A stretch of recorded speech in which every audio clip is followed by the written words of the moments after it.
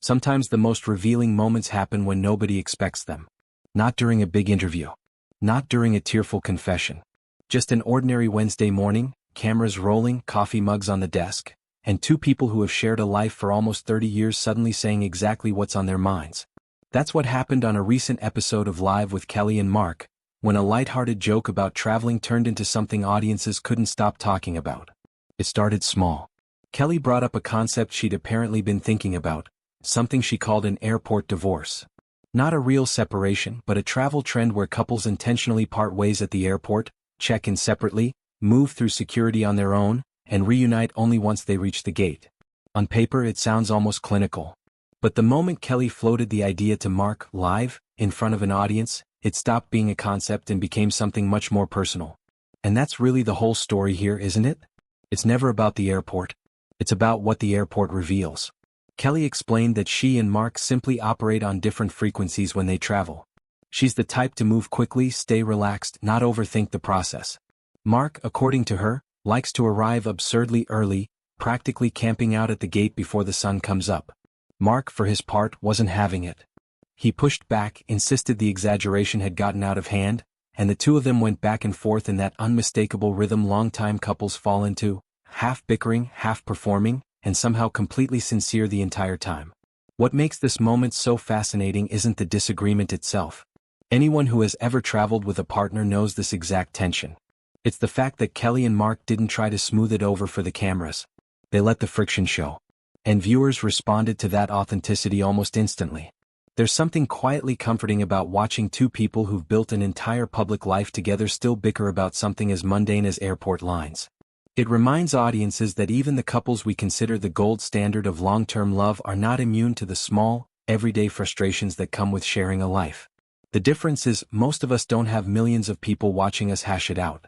As the segment continued, the story deepened. Kelly described a specific memory, a moment at security where their different paces and different tolerances for chaos collided. She felt she was the one being inconvenienced. Mark felt he was being unfairly blamed. And in true Kelly&Mark fashion, the disagreement didn't stay contained to just the airport story. It expanded, almost comically, into other domestic grievances entirely, including a good-natured jab about footprints left on a car windshield, which somehow became its own mini-argument within the larger one.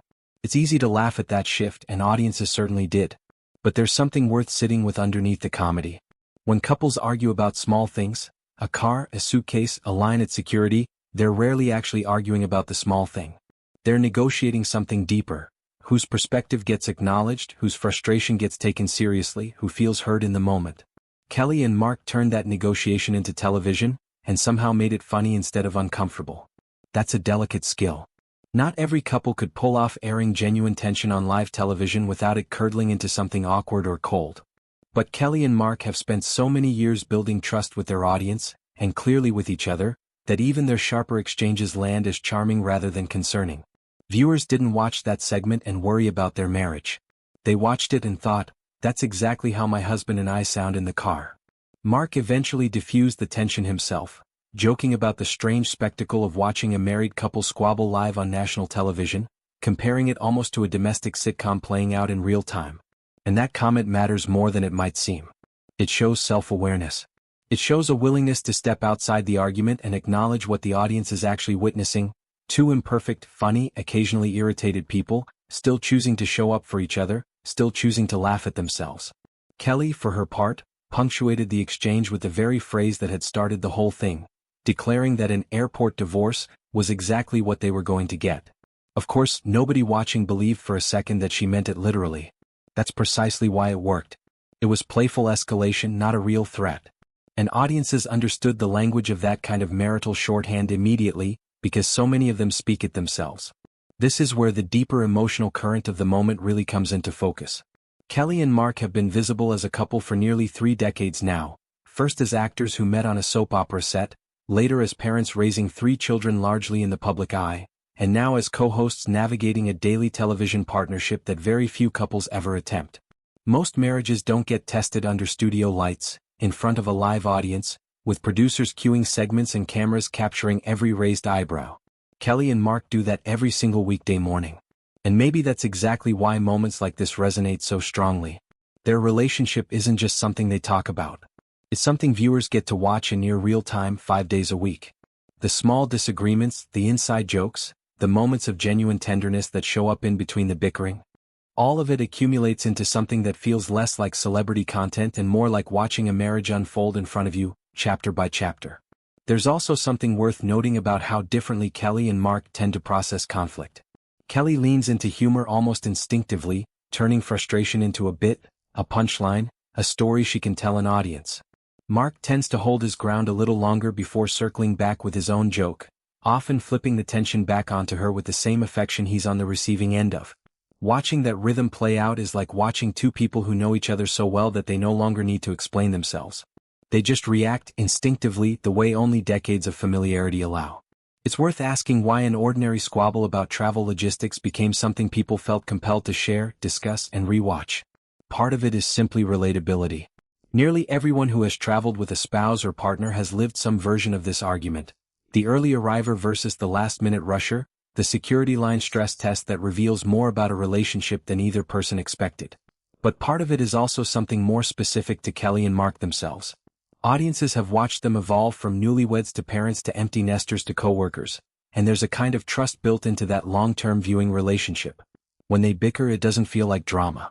Feels like an update, a little glimpse into where they are now.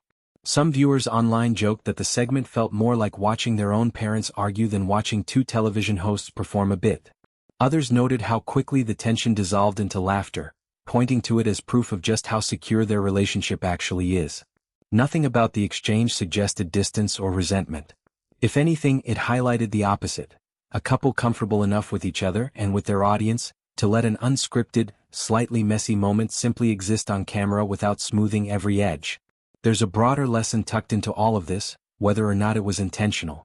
Long-term relationships aren't built on the absence of friction. They're built on how two people move through friction together, what they choose to laugh about, and whether they can disagree without either person feeling erased in the process. Kelly and Mark didn't try to hide their differing travel philosophies or pretend the tension wasn't real.